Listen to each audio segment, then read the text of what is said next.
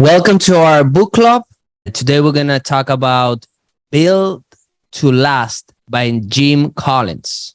I find it an amazing book. So let's talk about it. You want to start, Stefano? I think you should go first. All right. So the book, in my opinion, is a great book. I didn't like it much. I was listening audiobook. I was having a speed like 1.7. It was kind of fast. But a lot of information that is basically data from successful companies, like Johnson & Johnson, Walmart, Disney, and so on. So the book is basically about how to build companies like that last for so long. We all know so many companies that are being successful for so many years after even founder is dead and there's following people continuing running the company.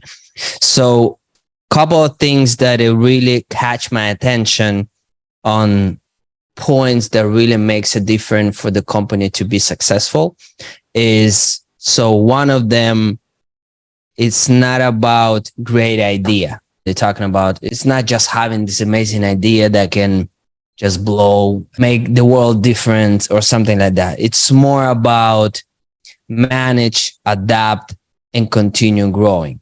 You can start any business, and if you implement those three things, the company should be great and for a long time.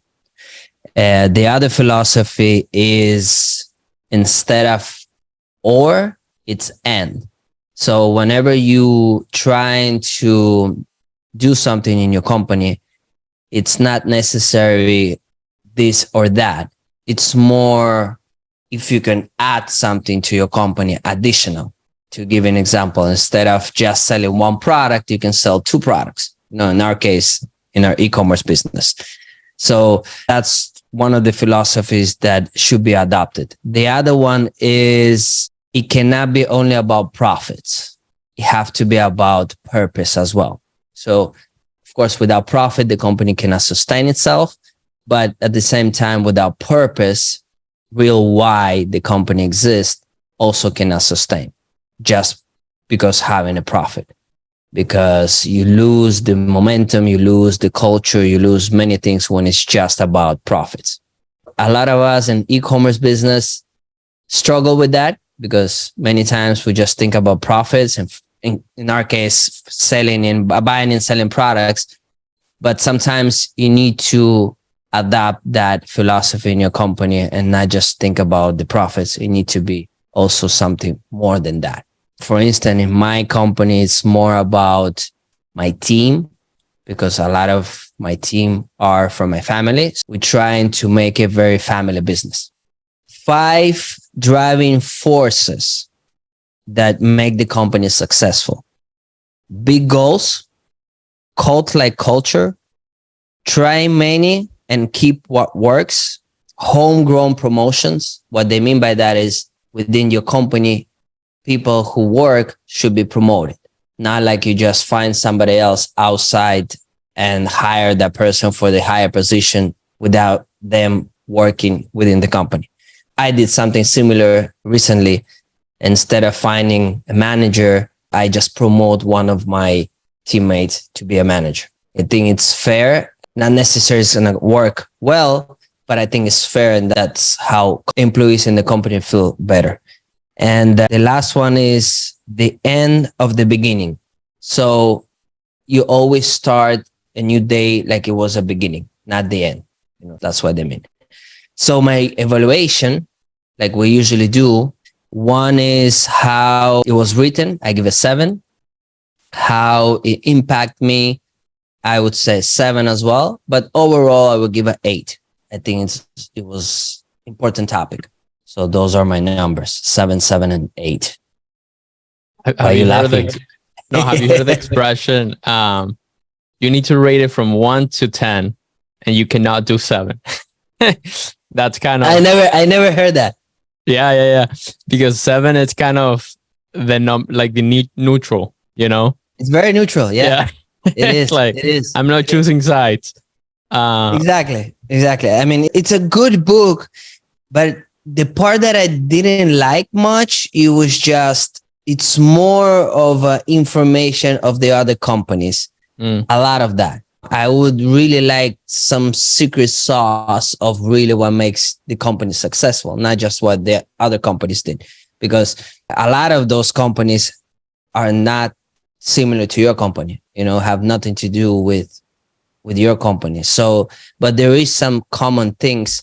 I think it could be better written. That's why I put 7. Interesting. I read the previous book by this author, The Good to Great. And I remember, I think in the intro, he mentioned how essentially he had like a team of researchers, of students, researchers, literally like going through company data, mainly like public companies, because that's the only place that they can find data of companies, right? If it's private, they cannot get access to that information. But yeah, it's like very research oriented, which is why I'm not surprised that's the same way.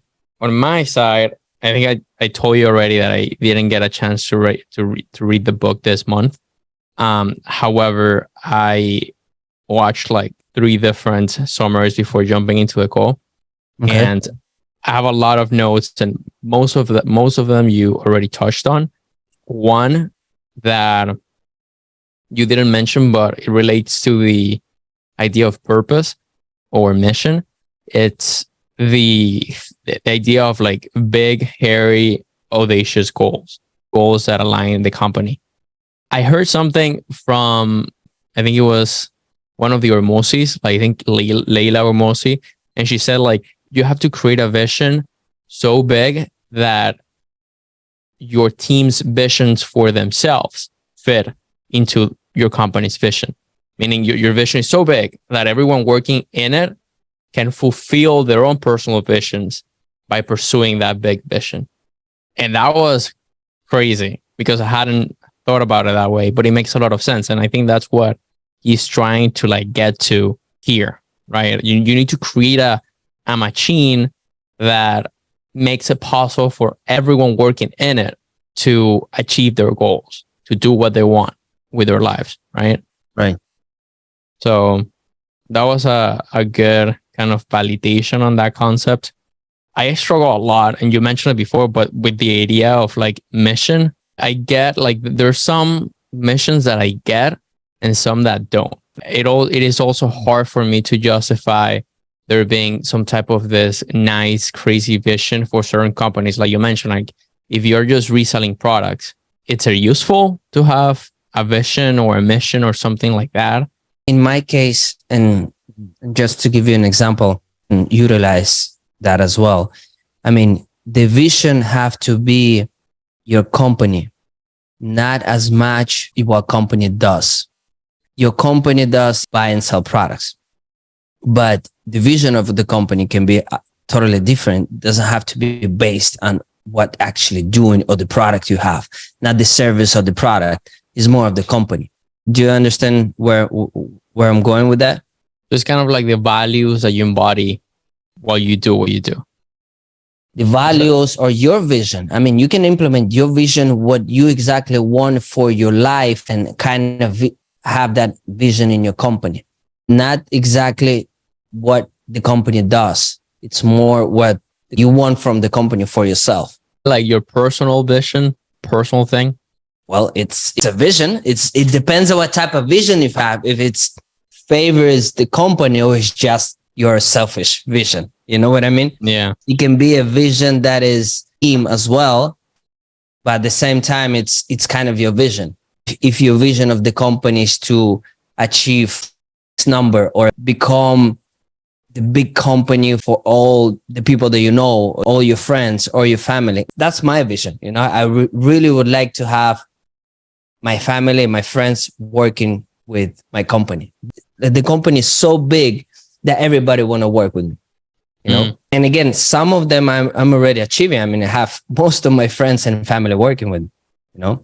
I mean, I have a lot more friends, but not like close friends. So that's what I think. If you can combine those, not just focusing on what exactly the company does, because today I'm selling products, tomorrow maybe I'm doing something else within the company. Yeah. I'll have to think about that a little bit more. For sure. Based on the summary, what do you think about the book? I think it was good. I would have expected a couple of different things. again, based on the summary. What is your personal goal from your company? Personal goal for this new company that I'm starting, the private label, the brand building.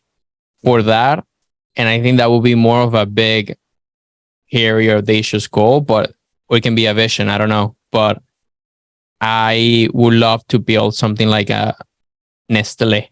It's a big company. There were two companies that merged, but started with a brand and then started other brands and then acquired some more. And it became this huge company with a bunch of different brands underneath it. So that's what I will say. It's kind of like the big goal.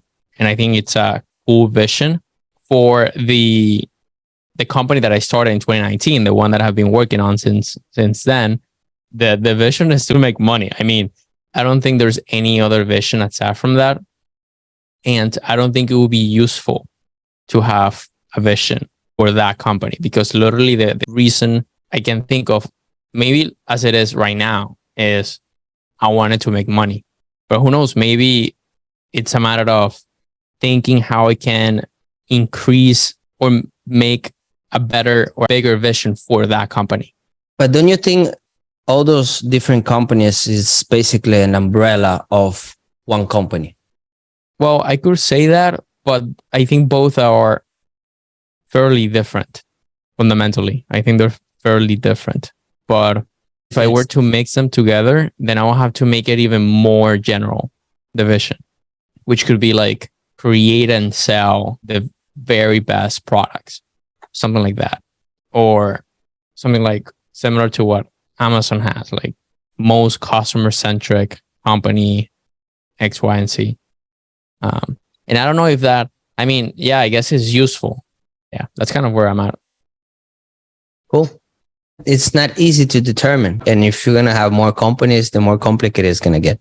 And in my case, I have it's umbrella. I have many companies, but I have one company that is basically an umbrella under all those companies. So it's one company that have one focus, and the other company is just complementing of that. Also, I think that maybe because like my companies are fairly small, right? And because of that, probably my own personal vision for my life and myself, it's kind of, I want to say more important, but more important to me that the company's vision, because they're small yet, and they're small relative to the market, right? So I think that's what I'm thinking too. Like when is it useful to think about these things? And I think it becomes useful once you start, when you get to a point where you have a fairly big team and that the company starts to kind of work by itself and grow by itself, or you're trying to get to that place. So you create something that everyone can, work around and work towards. But if it's mainly you that's leading the boat, then it's like, well, should I work on this amazing vision that's probably going to change in 6 months, or should I just keep pushing? It's like the other day, remember I told you about the event that I went by Patrick David? Like he was saying in the personal life, which is the same thing as a company, you start in a survival mode. In a survival mode, nobody thinks about the purpose. Everybody thinks about surviving. It's about surviving. If you survive, then you get to the next level, which is the status. It's becoming, you growing, you hire more people, you getting bigger place. It's a status.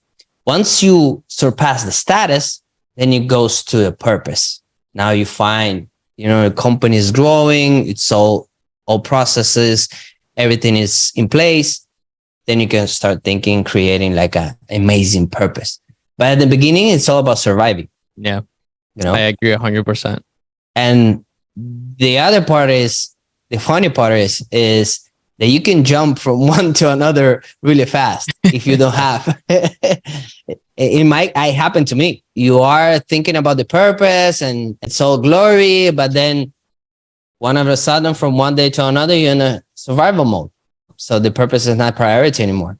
But it's totally true. It all depends on what level you are in your company, so you can determine what exactly you need to do in that level.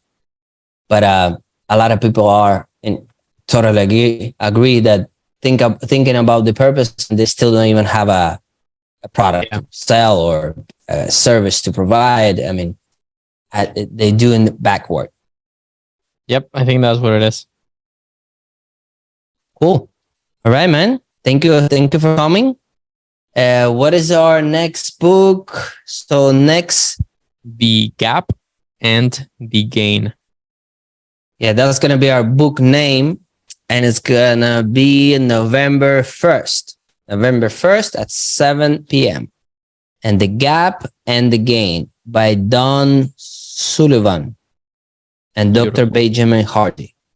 Those are our next books. All right.